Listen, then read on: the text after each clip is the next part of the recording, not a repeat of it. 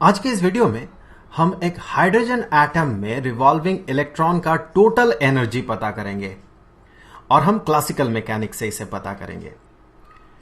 हम जो model follow करेंगे एटम का, इस हाइड्रोजन एटम का, वो होगा रदरफोर्ड्स मॉडल।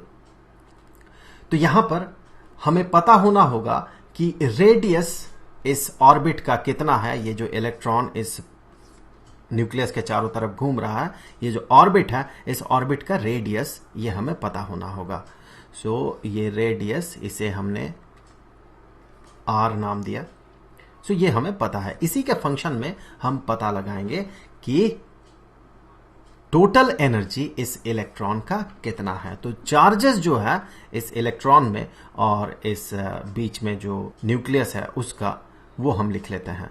तो यहां जो चार्ज होगा इलेक्ट्रॉन में वो होगा नेगेटिव ई, और यहां इस न्यूक्लियस में जो चार्ज होगा, चूंकि ये हाइड्रोजन एटम है, तो ये होगा प्लस ई, पॉजिटिव ई। यहां मैं लिख देता हूं ई, जो कि एलिमेंट्री चार्ज है, 1.6 into 10 to the negative 19 coulomb charge होता है ये। जैसे कि हमें पता है इलेक्ट्रॉन में रहता है negative 1.6 into 10 to the negative 19 coulomb, और प्रोटॉन में रहता है positive 1.6 into 10 to the negative 19 coulomb. आगे बढ़ते हैं। चूंकि ये इलेक्ट्रॉन रिवॉल्व करेगा, चलिए मान लेते हैं इस पॉइंट ऑफ टाइम में ये इस डायरेक्शन में इसका इंस्टेंटेनियस वेलोसिटी है। इसका स्पीड अगर v हुआ तो इस पे एक सेंट्रीफ्यूगल फोर्स एक्ट करेगा सेंटर से बाहर की तरफ। तो इस पे एक्ट किया सेंट्रीफ्यूगल फोर्स सेंटर से बाहर की तरफ, इसे हमने नाम दे दिया Fc। और एक फोर्स जो कि सेंटर के तरफ एक्ट करेगा, सेंट्रीपिटल फोर्स, इस केस में वो इलेक्ट्रोस्टैटिक फोर्स होगा। सो Fe हमने उसे नाम दे दिया। क्योंकि देखिए ये पॉजिटिवली चार्ज पार्टिकल है, ये नेगेटिव चार्ज है, तो दोनों में अट्रैक्शन होगा, हमें पता है ये।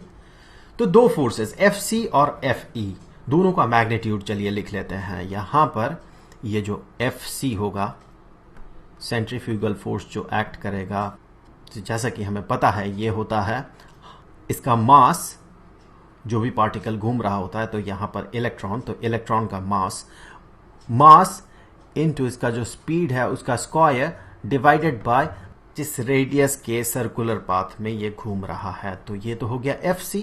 अब चलिए देख लेते हैं Fe कितना होगा। Fe इसका मतलब है कि इलेक्ट्रोस्टैटिक फोर्स। तो इलेक्ट्रोस्टैटिक फोर्स जैसा कि हमें पता है ये होता है 1/4 pi epsilon not, Coulomb's constant जो है। यहां पर एप्सिलॉन नॉट हम यूज कर रहे हैं, इसका मतलब हम मान रहे हैं यहां पर जो स्पेस है वो फ्री स्पेस है, ऑब्वियसली होगा भी, इनटू दोनों चार्जेस का मैग्नीट्यूड। यहां पर देखें हम एक चार्ज का मैग्नीट्यूड पॉजिटिव ई और दूसरे का नेगेटिव ई कंसीडर नहीं करेंगे। क्यों?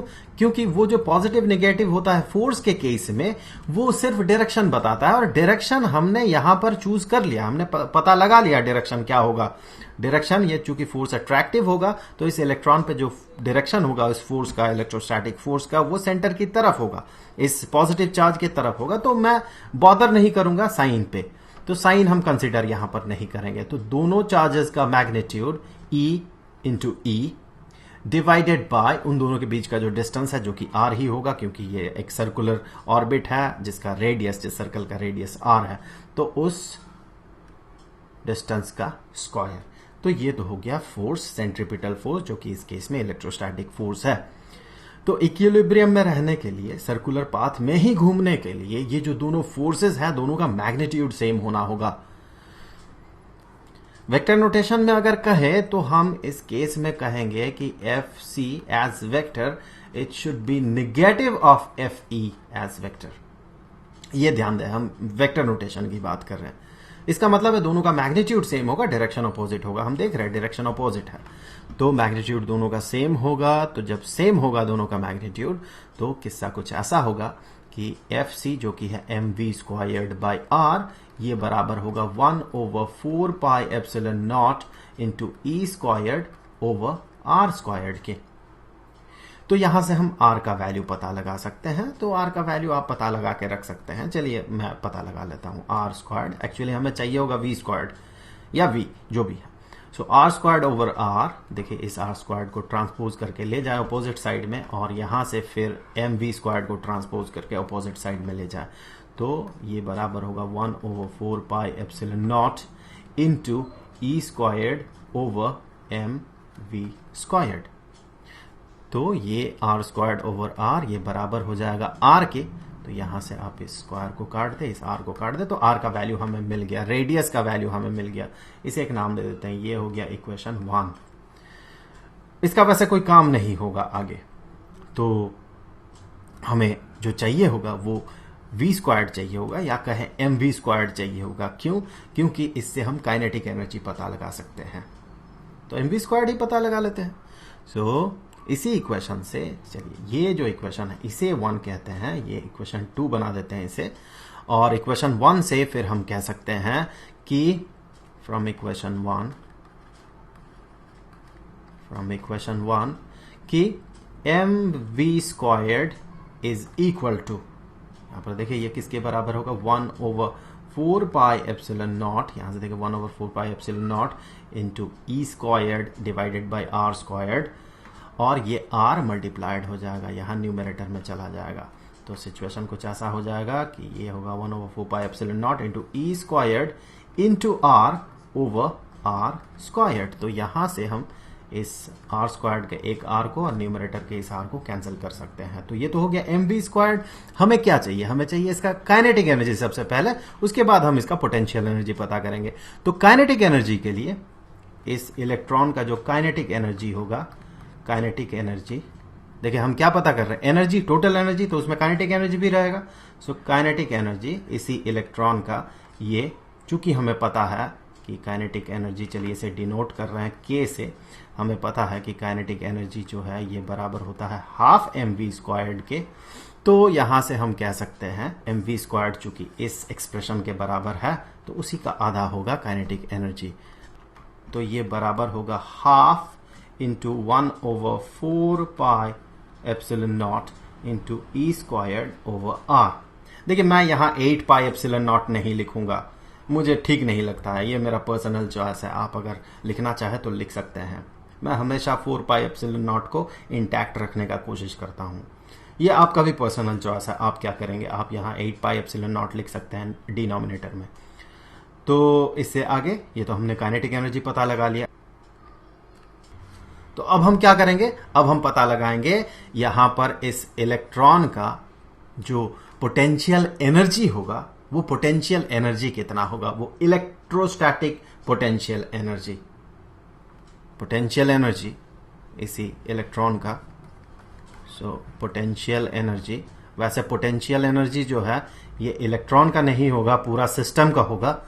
पोटेंशियल एनर्जी U, जो कि बराबर होगा 1/4 पाई एप्सिलॉन नॉट इनटू जो दो चार्जेस वहां पर एग्जिस्ट कर रहा है, उन दो चार्जेस का मैग्नीट्यूड का प्रोडक्ट। यहां पर हम नेगेटिव साइन कंसीडर करेंगे। क्यों? क्योंकि यह बताएगा कि पोटेंशियल एनर्जी नेगेटिव है।